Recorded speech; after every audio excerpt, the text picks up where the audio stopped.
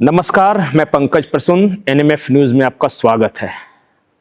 हमारे सामने आज जो शख्सियत हैं, इनके खाते में कई रिकॉर्ड दर्ज हैं और सबसे महत्वपूर्ण रिकॉर्ड ये है कि इन्होंने बिहार के हजारों लोगों को नौकरी दी। गिनती ये बताएंगे।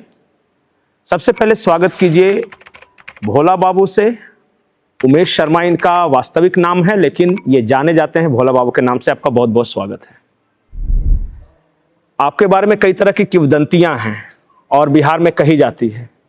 एक किंवदंती ये भी है कि बिहार का कोई भी आदमी नौकरी मांगने जाता है तो आपके दरवाजे से निराश होकर नहीं लौटता है। अब तक कितने लोगों को नौकरी दिया होगा आप लोगों ने? देखिए, बिहार का सबसे प्रथम मेरे भाई साहब डॉक्टर महेंद्र प्रसाद, और मैं कंपनी शुरू से मैं चला रहा था, मैनेजिंग डायरेक्टर रहा। तो यह सबसे पहले बिहार में समस्या रोजगार का, आज देख रहे हैं यहाँ से पलायन करके दूसरे जगह लोग जा रहे हैं नौकरी के लिए। डिफरेंट जैसे पंजाब हो गया, साउथ हो गया, बॉम्बे हो गया, बेंगलोर वगैरह, हैदराबाद, ये सब जगह लोग जा रहा है और उन लोगों को बहुत कष्ट झेलना पड़ रहा है। बिल्कुल। इसी बीच हम लोग 1972 में कंपनी स्टार्ट किया, अरिस्टो फार्मास्यूटिकल। और जब से हम लोग स्टार्ट किए, सारे कोशिश किया कि मैं बिहार के लोगों को रखूं, बिहार लोगों को ले जाऊं। यहाँ अनएम्प्लॉयमेंट एक बहुत बड़ा समस्या उस समय था, अभी भी है, और करीबन सब मिला के डायरेक्ट और इनडायरेक्ट 1 लाख लोगों को नौकरी मैंने दिया। 1 लाख लोगों को नौकरी दी। उसमें कम से कम 50-60 हजार बिहार के लोगों का है। कुछ लोग टेक्निकल हैं, वो बाहर के लोग रहते हैं, अदरवाइज यहाँ के लोगों को मिलने लगे। अभी चूंकि हम जिस वक्त यहाँ पे हैं बिहार में, बेरोजगारी और पलायन को लेकर बहुत बड़ा इशू है। कन्हैया कुमार भी यात्रा निकाले और तेजस्वी यादव भी यही मुद्दा उठा रहे हैं। दूर कैसे होगा? नारे लगाने से, धरना देने से, प्रदर्शन करने से? उपाय क्या है? क्योंकि ऐसे तो रोजगार मिलेगा नहीं। करना क्या चाहिए? देखिए, धरना से रोजगार नहीं मिलता है। रोजगार के लिए आपको निकालना पड़ेगा, उसके लिए सृजित करना पड़ेगा रोजगार। उसके लिए इंडस्ट्री लगाना, उन लोगों के लिए व्यवस्था करवाना, बाहर के जो इंडस्ट्री है उसको बिहार में लाना। और कुछ हद तक मैं इस जदयू और एनडीए गवर्नमेंट को बहुत बहुत धन्यवाद देता हूं कि जब से 2014 से नीतीश जी आए हैं, या जहाँ तक एनडीए की सरकार अभी है, तो बहुत हद तक लॉ एंड ऑर्डर से लेकर के विकास जो बिहार में बहुत ही हुआ है। एक ज़माना था जब शुरू में 1980 में भैया जहानाबाद से पार्लियामेंट के चुनाव लड़े थे, उसमें पूरा नक्सल से ग्रसित बिहार था।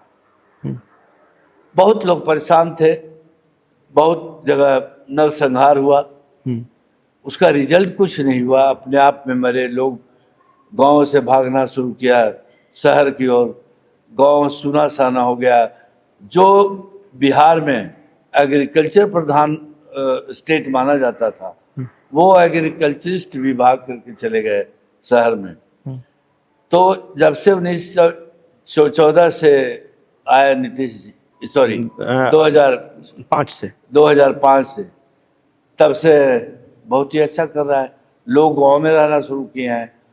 और मैंने आपको बताता हूं कि मैंने बहुत गांव में, कम से कम 250 गांव को गोद लेकर के डेवलप किया हूं, जहां इंफ्रास्ट्रक्चर नहीं था, न वहां पर नली, न गली, न सोलर लाइट। स्कूल में इंफ्रास्ट्रक्चर नहीं था, जो कि टॉयलेट, शौचालय, पढ़ने का टेबल, बेंच, ये सब नहीं है। मैंने उपलब्ध करवाया सब लोगों को लगने लगा कि अब गांव में भी शहर है। तो बहुत डेवलपमेंट के काम में हमने किए हैं और मैं सरकार को धन्यवाद देता हूं कि आगे बढ़ करके जो काम। नीतीश जी के खाते में एक उपलब्धि जो बार बार एनडीए के लोग कहते हैं कि हमने तनाव रहित विकास किया। मतलब विकास तो किया ही, लेकिन समाज में जो तनाव था, लालू जी राबड़ी शासन में या उससे पहले कांग्रेस शासन में भी थोड़ा बहुत, बोले कि हमारे राजकाज में सभी जातियां खुश हैं, सभी वर्ग खुश हैं। आप जो आते हैं, जब 80 के दशक से भी आप आ रहे हैं, उसके बाद भी आ रहे हैं, आपको क्या सामाजिक रूप से क्या महसूस होता है? सामाजिक रूप से बहुत चेंज हुआ है। जो पहले इतना बोले कि दोनों में अलग कर दिया गया था, एक अपर कास्ट एक लोअर कास्ट, या जो शेड्यूल कास्ट जिसको बोलते हैं, लोग पॉलिटिक्स में उलझा दिए थे। उसमें भी रोजगार हो सकता था, लेकिन अभी इनके आने के बाद भेदभाव खत्म सा लग गया है। दोनों जाति ऊपर नीचे का बहुत खत्म हुआ है, और उसी के कारण विकास भी हो रहा है। गांव में हर एक गांव में कनेक्टिविटी हो गया, रोड हो गया, बिजली देखिए, बिजली नहीं था, वो सारा बिजली वगैरह सब उपलब्ध हो गया है। एक चीज और है, कहानी है, पता नहीं वो सच है कि नहीं, आप उसको कंफर्म करेंगे। कहानी चलती है कि जो आपके बड़े भाई थे महेंद्र प्रसाद जी, जिन्हें किंग महेंद्र के नाम से जानते थे, उनको किसी ने जहर दिया था, कोई साधु ने, कोई मंदिर के पास गए थे, उसके बाद घर से भाग गए। वो कहानी क्या है, सच्चाई क्या है? वो स्कूल से हम लोग भी जाके पढ़ते थे, तो कोई पुराना विश्वास, मेरे बाबा वगैरह के लोग और मेरे एक भाई थे, कजन थे, उनको साधु मिला, बोले नरसिंह भाई नाम था उनका। अच्छा। वो नहीं रहे, गुजर गए उसी ये में। तो उनको बोला कि ऐसा ऐसा साधु आया है बहु जगह के ऊपर से, बोला है कि तुम लोग भगवान हनुमान जी का ये है, शंकर भगवान का, कि तुम लोग ये प्रसाद खाओगे अकेले में, जहाँ शंकर भगवान का जहाँ मूर्ति हो कुछ है, वहां जाके खाओगे तो बहुत विकास करोगे। तो उसी भ्रम में जा करके, मैकटपुर जगह था, सब लोग वहां गए, गए, उसमें था पॉइजन होके बहुत डेथ हो गया था उसमें। आपके परिवार के लोग, और उसके परिवार के लोग, और उसके बाद यहाँ से गए मुंबई? नहीं, उसके बहुत बाद गए। उसके बहुत बाद? हाँ, बहुत बाद गए। और अचानक आए 1980 में इंदिरा गांधी के समय। ये कहावत, ये जो है फैक्ट है, जो 1962 का है। अच्छा। और ये जो हम लोग 71 में स्टार्ट किया, उसके पहले भैया भी बहुत स्ट्रगल करके कंपनी स्टार्ट की, और स्टार्ट करके आज जो पोजीशन है, 10,000 करोड़ के करीब कंपनी होगी। एक कहानी और है कि इंदिरा गांधी किंग महेंद्र की गाड़ी में घूमती थी, कोई फिएट वगैरह। ये सब कहानियां हमने सुनी है बिहार के गांव में, ये सच्चाई है क्या? देखिए, जब 1977 में कांग्रेस की सरकार गिरी, उस समय इंदिरा गांधी जी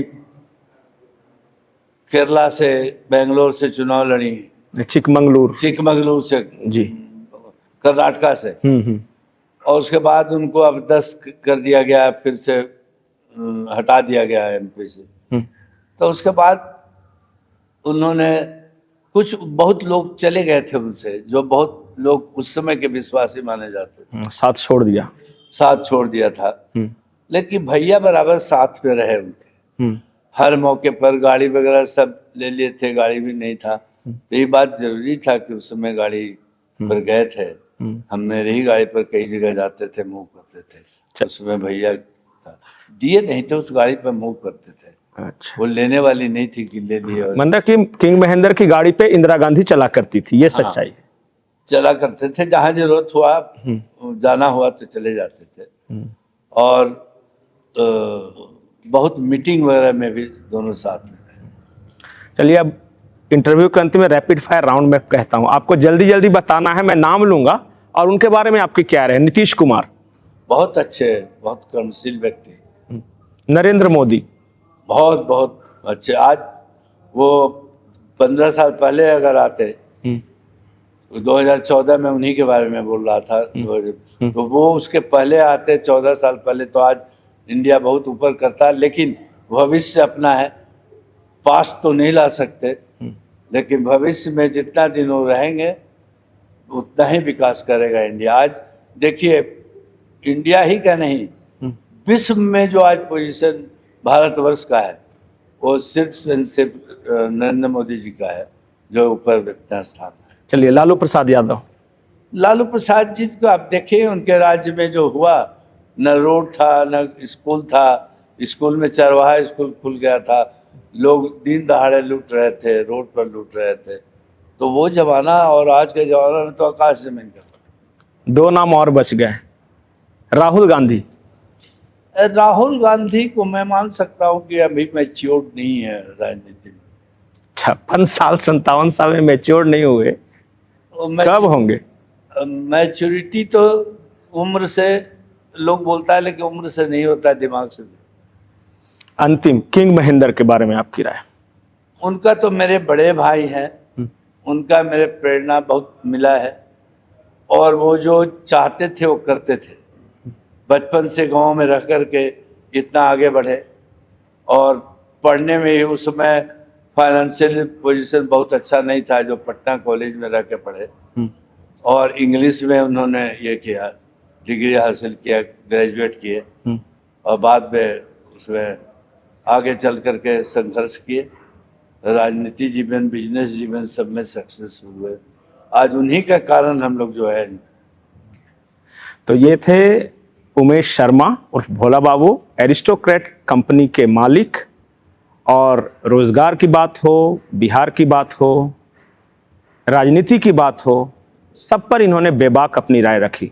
आपको हमारा ये इंटरव्यू कैसा लगा कमेंट सेक्शन में बता सकते हैं। नमस्कार।